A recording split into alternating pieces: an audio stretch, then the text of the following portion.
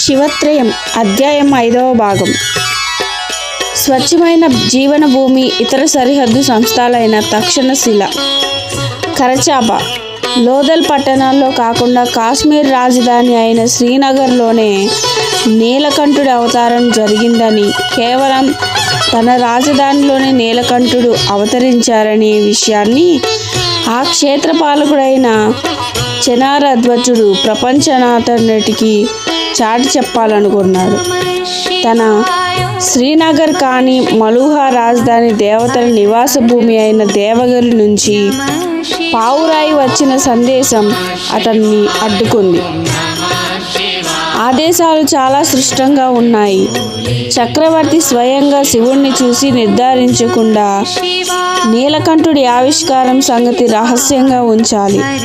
శివుణ్ణి తగిన జాగ్రత్తలతో అంగరక్షకులతో దేవగిరి పంపించాలి. అన్నిటికన్నా ముఖ్యంగా నీలకంఠుడికి పురాణ గాథను శివునికి తెలియనివ్వరాదు. నీలకంఠుడు అని భావిస్తున్న వ్యక్తికి చక్రవర్తి స్వయంగా తగిన సమయంలో ఆ విషయాన్ని తెలియజేస్తారు అని ఆ సందేశంలో స్పష్టంగా రాసి ఉంది. శివుని ప్రయాణం గురించి వివరించే ప్రత్యేక గౌరవం చెనారధ్వజుడికి దక్కింది. నిజానికి శివుడి సలహాలు సూచనలు స్వీకరించే పరిస్థితిలో లేడు. తన చుట్టుపక్కల వారంతా ఉన్నట్టుండి తనకొక అవతార పురుషుడిగా చూడడం అతడు జీర్ణించుకోలేకపోతున్నాడు. అతన్ని విశాలవంతమైన రాజభవనానికి తరలించిన నాటి నుంచి రాజ్యంలో అత్యంత ముఖ్యులకు మాత్రమే అతని దర్శనావకాశం లభిస్తుంది. స్వామి, తమరిని మేము మా రాజధాని దేవగిరికి దాకా మాకు అంగరక్షకులు వెంట వస్తారు.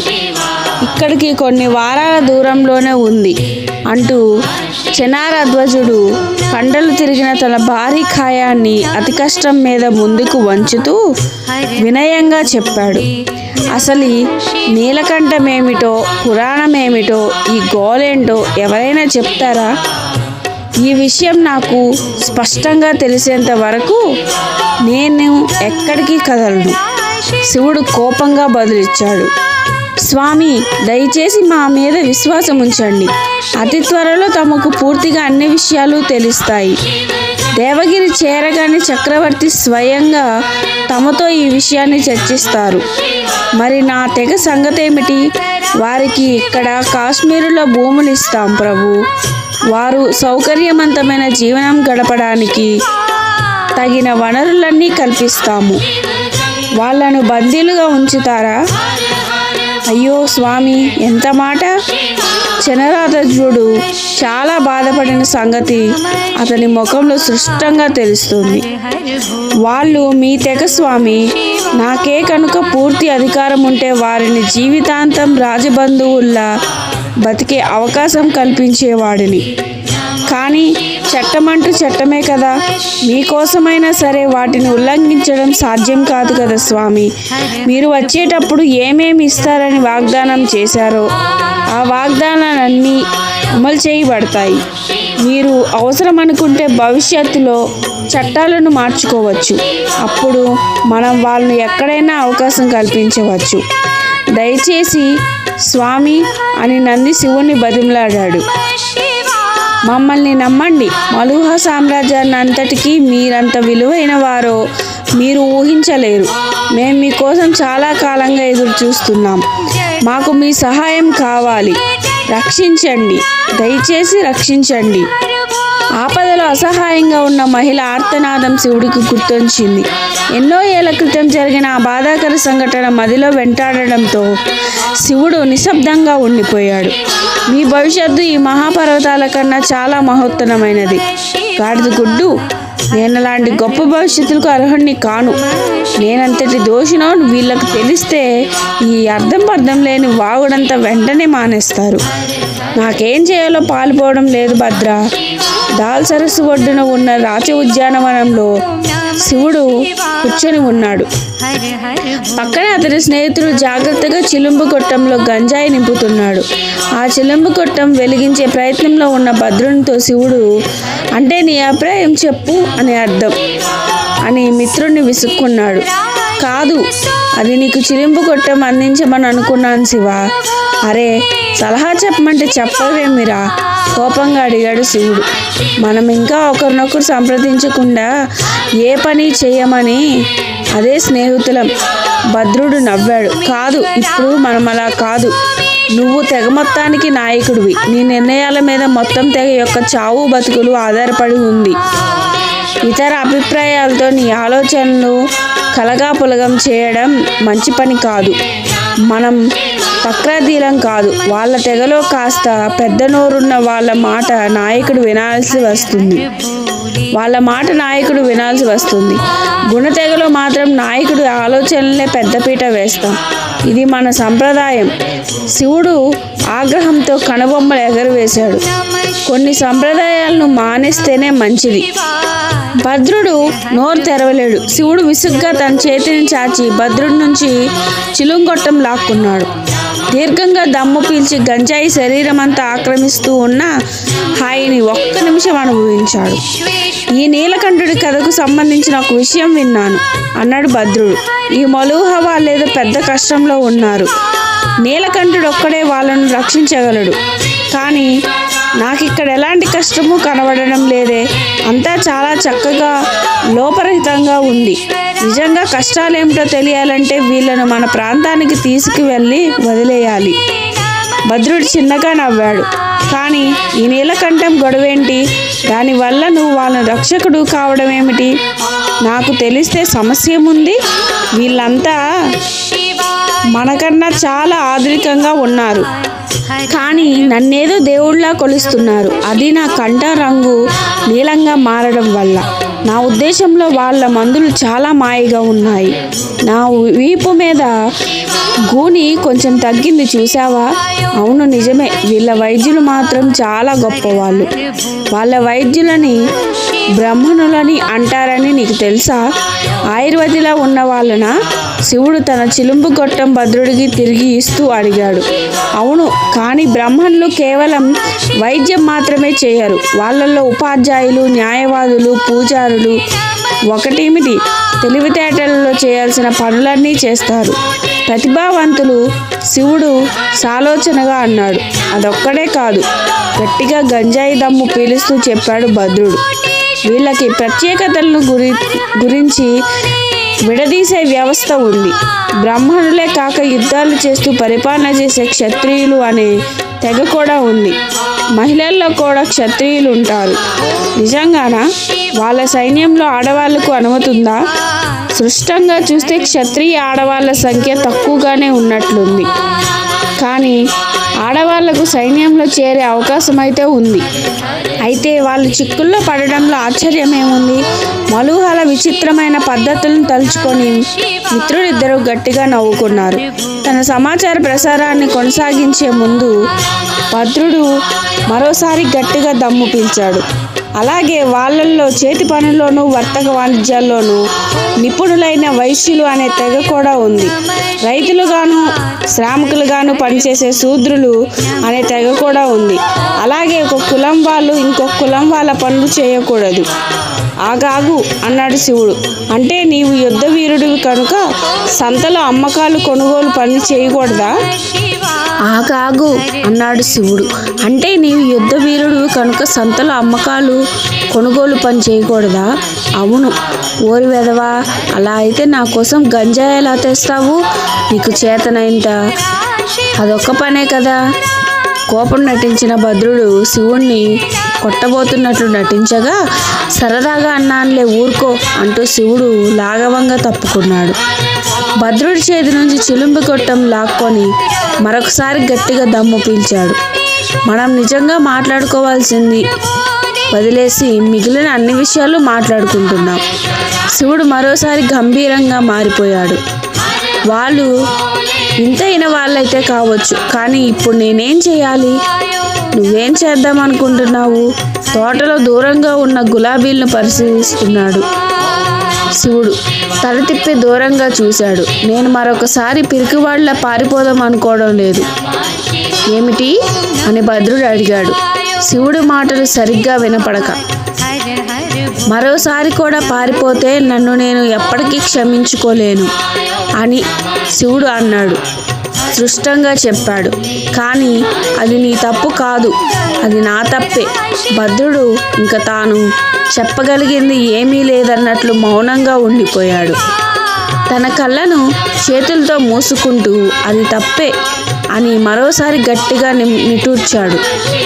భద్రుడు తన మిత్రుడు భుజాల మీద చేయి వేసి మెత్తగా నొక్కాడు.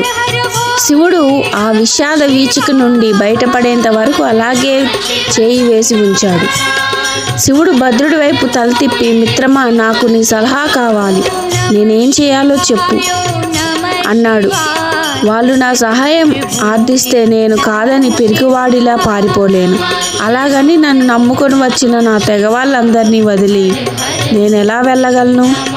నేనేం చేయాలో చెప్పు. భద్రుడు శివుని భుజాన తన చేత్తో అలాగే నొక్కి ఉంచాడు. దీర్ఘంగా శ్వాస తీసుకున్నాడు. ఏదో సమాధానం చెప్పాలని అతడికి అనిపిస్తుంది. ఆ సమాధానం భద్రుడి స్నేహితుడైన శివునికి తగిన సమాధానమైనా కావచ్చు. కానీ నాయకుడైన శివుడు తగినదేనా? నీకు కావలసిన సమాధానాన్ని నీ హృదయంలోనే వెతుక్కోవడం మంచిది శివ. అదే మన సంప్రదాయం కూడా. అప్పా, మళ్ళీ అదేనా సార్? శివుడు కోపంగా తన చేతిలోని చిలుంబు గొట్టాన్ని భద్రుడి మీదకు విసిరి వేగంగా వెళ్ళిపోయాడు. కొద్ది రోజుల్లోనే శివుడు, నంది, మరో 3 సైనికులతో కూడిన చిన్న బృందం శ్రీనగర్ నుంచి బయలుదేరడానికి సిద్ధమవుతుంది. తక్కువ మంది ఉంటే వేగంగా ప్రయాణించి సాధ్యమైనంత త్వరగా దేవగిరి చేరుకోవచ్చనేది ఆలోచన. చక్రవర్తి శివుడిని త్వరగా నిజమైన నీలకంఠుడిగా గుర్తించాలని చంద్రాధ్వజుడు ఉవ్విళ్ళూరుతున్నాడు. నీలకంఠుడిని ఆవిష్కరించిన సంస్థానాధిపతిగా చరిత్రలో నిలిచిపోవాలనేదే అతడి కోరిక. శివుణ్ణి చక్రవర్తికి దర్శనీయంగా తీర్చిదిద్దారు.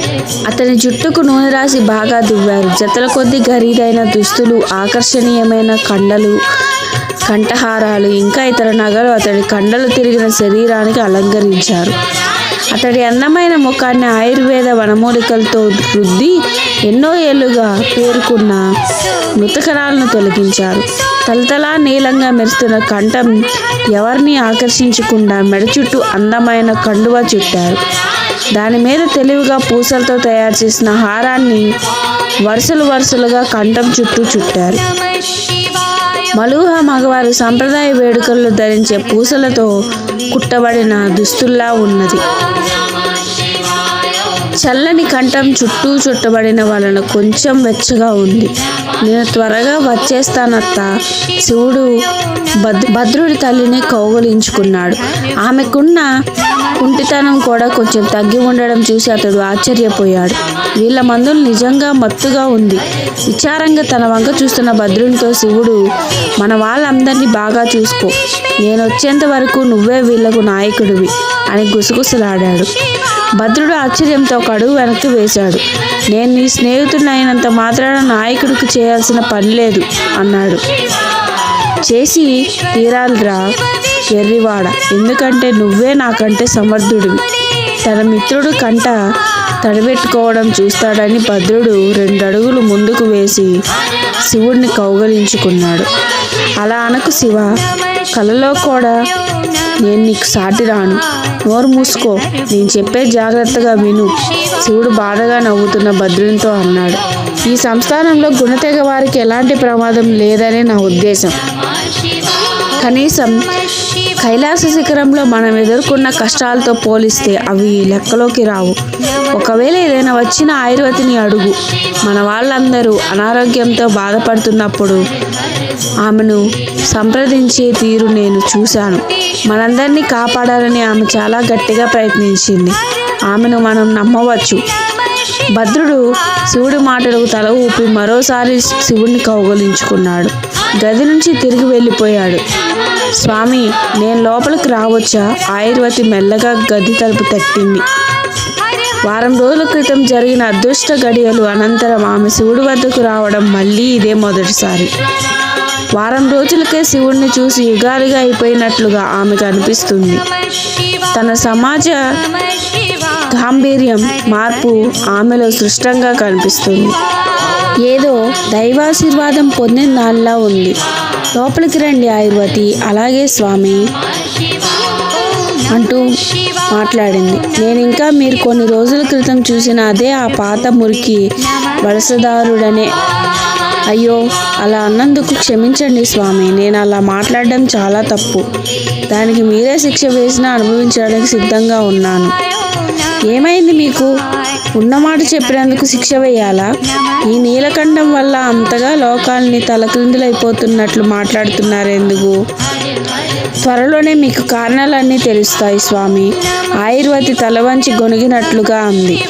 మేం మీకోసం శతాబ్దాలుగా ఎదురు చూస్తున్నాం. శతాబ్దాల? సరోవర సాక్షిగా ఎందుకు మీలాంటి తెలివిగల వాళ్ళంతా చేయలేని పని నేనేం చేయగలను? చక్రవర్తి ఆ విషయాన్ని మీతో స్వయంగా చెబుతారు స్వామి. అయితే నేను మీ తెగవాళ్ళ నుంచి సేకరించిన సమాచారం ప్రకారం నీలకంఠుడయ్యే అర్హత ఎవరికైనా ఉందంటే అది మీకే అంది ఆయుర్వతి. మా తెగవాళ్ళంటే గుర్తొచ్చింది. వాళ్ళకి ఎలాంటి సహాయం కావాల్సి వచ్చినా మిమ్మల్ని కలవమని చెప్పాను. పర్వాలేదు కదా, మీ వాళ్లకు సహాయపడగలిగితే నాకెంతో గర్వకారణం స్వామి అంటూ ఆమె శివుడి పాదాలకు సాష్టాంగ నమస్కారం చేసింది. శివుడు ఈ సాష్టాంగ నమస్కారాలు స్వీకరించేది చాలా మలుహాల నుంచి మానేసిన ఆయుర్వతి ఆ పని చేసేసరికి కంగారు పడి వెనక్కి జరిగాడు. మీరేం పని చేస్తున్నారు ఆయుర్వతి అని కంగారుగా అడిగాడు శివుడు. మీరొక వైద్యులు, రోగులు ప్రాణదాతలు. నా పాదాలు తాకి నన్ను ఇబ్బంది పెట్టకండి. ఆయుర్వతి తలపైకెత్తి శివుని వంక చూసింది.